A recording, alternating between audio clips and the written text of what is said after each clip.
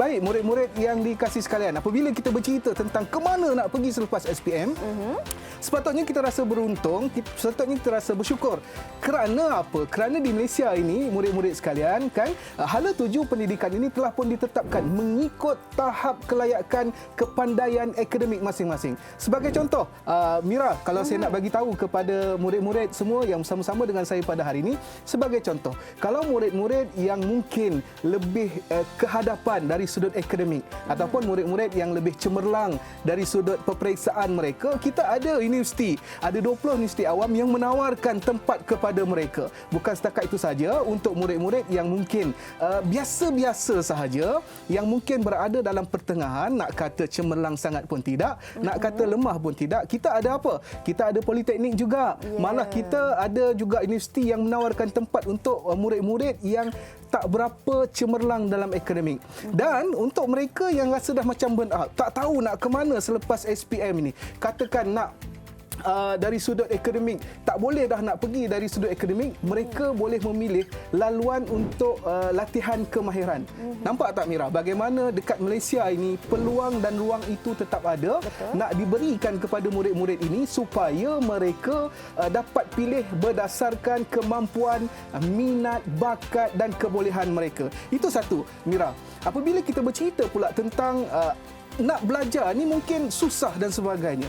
Sebenarnya saya nak bagi tahu kepada murid-murid sekalian, kalaulah anda tergolong dalam golongan yang mungkin kurang mampu, nampak tak? Kita ada bantuan pinjaman. Betul. Kita ada beasiswa untuk anak-anak asnaf, kita ada bantuan zakat. Sekarang ini hanya bergantung kepada diri masing-masing sama ada nak ataupun tidak. Baik, apabila kita bercerita tentang nak sambung belajar, saya teringat kepada satu soalan yang ditanya kepada saya, cikgu, boleh tak saya lepas SPM nak menyambung pengajian sampai ke peringkat ijazah ataupun terus ke peringkat ijazah? Jawapan saya, tak boleh. Sebab apa? Sebab lepas SPM, nak ke ijazah, ada satu jambatan yang menghubungkan antara SPM dengan ijazah itu. Betul. Baik, murid-murid yang saya kasih sekalian, saya nak datangkan satu analogi kepada anda semua, iaitu berkenaan dengan katakan Mira, daripada titik A kita nak pergi ke titik B. Baik. Dan di titik B itu ada sebuah rumah, kan? Dan yang menghubungkan antara titik A dengan titik B itu ialah sebuah jambatan.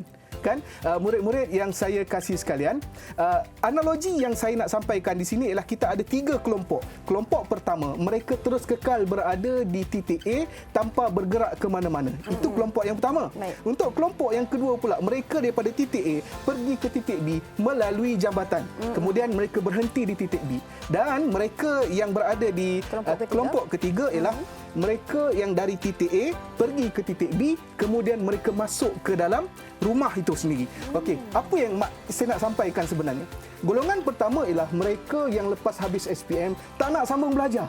Kan? Hanya duduk, mungkin nak mencapai cita-cita mereka dengan cara bekerja ataupun membina keluarga dan sebagainya. Itu yang pertama. Yang kedua, mereka dah habis SPM, mereka pergi ke titik B dengan cara bagaimana? Dengan STPM, dengan STAM, dengan matrikulasi, asasi dan sebagainya.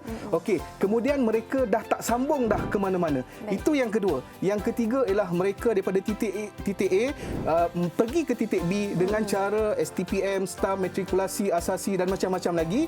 Kemudian habis sahaja mereka terus menyambung pengajian ke peringkat ijazah sarjana muda hinggalah ke peringkat yang paling tinggi. Bergantung kepada diri mereka sendiri. Mira, apabila kita bercerita tentang hala tuju pendidikan, sama ada nak sambung belajar ataupun tidak, semua bergantung kepada diri masing-masing. Saya teringat kepada satu firman Allah Subhanahu Wa Taala dalam surah Ar-Ra'd ayat ke-11, A'udzubillahi minasyaitonirrajim, innallaha la yughayyiru ma biqaumin hatta yughayyiru ma bi anfusihim. Allah tidak akan mengubah nasib sesuatu kaum melainkan dia mengubah nasib diri mereka sendiri. Itu yang pertama. Kemudian saya teringat kepada satu hadis Nabi sallallahu alaihi wasallam, man salaka tariqan yaltamisu fihi ilman sahalallahu lahu bihi tariqan ilal jannah. Maksudnya, siapa yang meniti jalan untuk pergi menuntut ilmu, maka Allah akan mudahkan baginya jalan menuju ke syurga. Kalau kita tanya nak sambung belajar ataupun bekerja, saya rasa hadis itu pun telah pun menjawab soalan yang telah pun Mira berikan tadi. Terima kasih Mira. Wow, penerangan yang cukup jelas daripada cikgu. Cikgu, bila kita sentuh tentang ilmu tu kan cikgu, macam cikgu katakan tadi, dengan hadis yang telah diberikan, cukup bermakna ilmu itu membawa maksud yang sangat luas. Betul. Ilmu sepanjang zaman, sehingga selesai ataupun sehingga ke penghujung usia kita. Kita belajar bukan sahaja kerana orang kata di atas kertas, di atas buku, tetapi juga ilmu yang ada yang untuk kita terapkan di dalam jiwa dan dada. Baik cikgu, bagaimana pula untuk mereka yang berminat untuk sambung pengajian kan cikgu, apa peluang terbaik untuk murid-murid ni? Maksudnya orang kata ada yang nak sambung tapi dalam keraguan macam saya pun fikir daripada segi kos, daripada segi kena bantu keluarga dan lain-lain, ataupun cikgu sendiri boleh kongsikan ataupun terangkan peluang terbaik untuk murid-murid ni menyambung pengajian mereka. Okey, terima kasih Mira atas soalan yang saya kira cukup baik.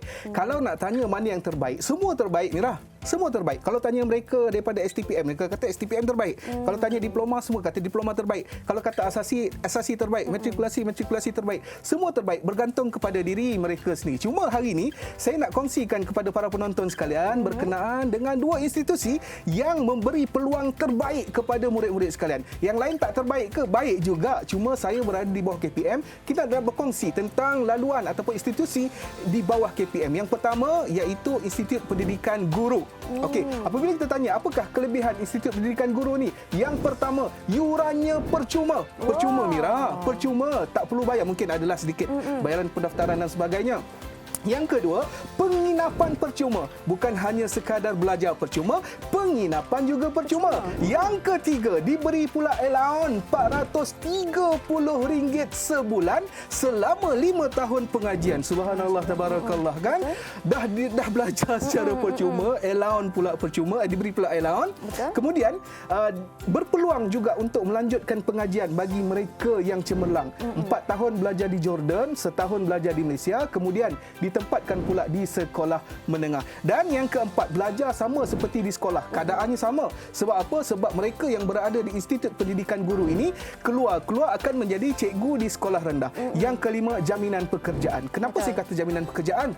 Maksudnya murid-murid ataupun pelajar-pelajar yang berada di Institut Pendidikan Guru ini akan ataupun bekerja sebagai guru di sekolah rendah. Okey, peluang yang kedua saya nak kongsikan kepada tuan-tuan dan puan ataupun murid-murid yang menonton pada hari ini iaitu program matrikulasi Kementerian Pendidikan Malaysia. Kelebihannya apa? Yang pertama, laluan pantas ke universiti. Hanya setahun sahaja ataupun 2 semester. Belajar 2 semester kemudian terus sambung ke universiti. Baik, yang kedua, pengiktirafan daripada universiti di luar negara, antaranya United Kingdom, Australia, New Zealand, Jepun dan Korea Selatan. Kemudian kalau cemerlang kan mereka boleh sambung pengajian mereka ke universiti-universiti yang telah saya sebutkan tadi. Semuanya ditanggung oleh pihak kerajaan, balik jadi pula pensyarah di matrikulasi. Yang ketiga, yurannya percuma murid-murid sekalian.